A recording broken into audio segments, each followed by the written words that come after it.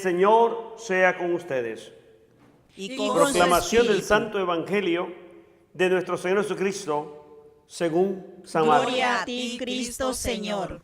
En el capítulo 6, del versículo 1 al 13.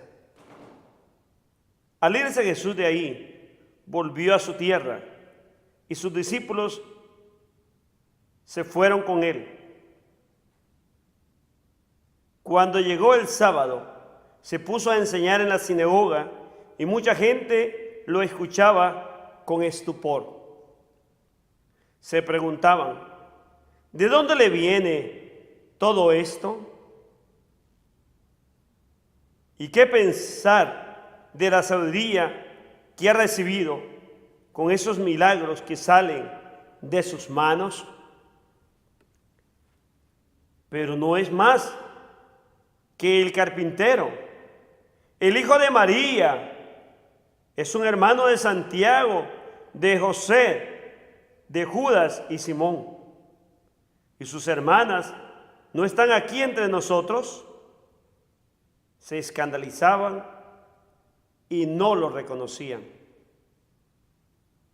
Jesús les dijo, si hay un lugar donde un profeta es despreciado, es en su tierra, entre sus parientes y en su propia familia. Y no pudo hacer ahí ningún milagro, tan solo sanó a unos pocos enfermos, imponiéndole las manos. Jesús se admiraba de cómo se negaban a creer. Jesús recorría todos los pueblos de sus alrededores enseñando. Llamó a 12 y comenzó a enviarlos de 2 en 2, dándoles poder sobre los espíritus impuros.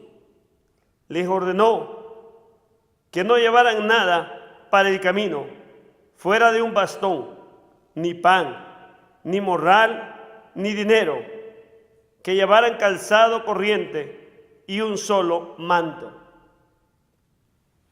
Y le decía, quédense en la primera casa en que les den alojamiento, hasta que se vayan de ese sitio.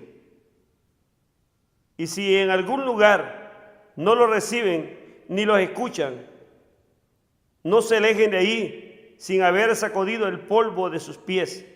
Con esto darán testimonio contra ellos. Fueron pues a predicar, invitando a la conversión.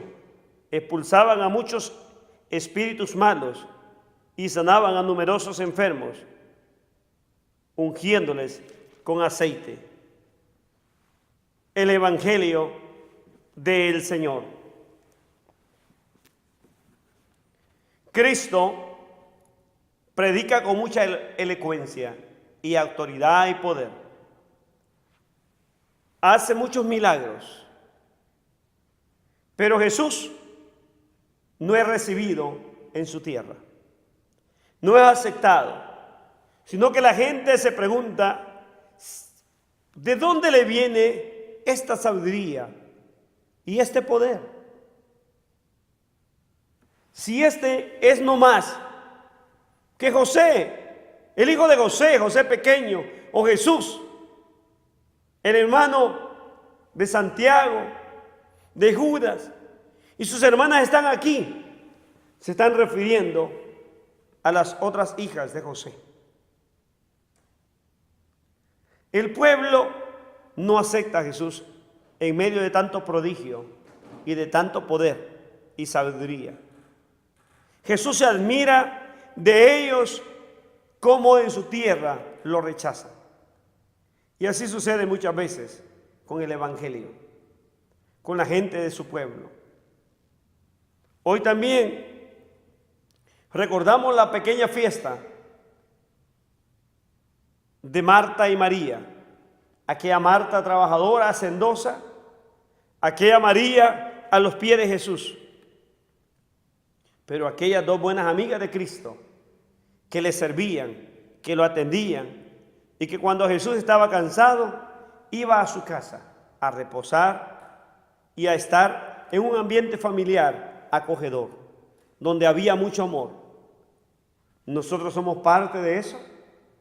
¿Podremos recibir a Jesús o podremos recibir a nuestros ministros para que gocen y se sientan bien y en paz en nuestras casas? ¿Parte de qué somos? ¿Cómo podemos vivir esa llamada que el amor que Dios nos hace? Dios nos invita a ese cambio, a esa transformación y a ese encuentro profundo del amor.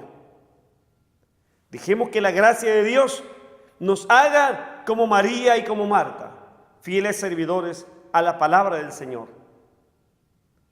En la otra parte del Evangelio de hoy aparece cómo Jesús, en medio de ese pueblo que lo sigue, Él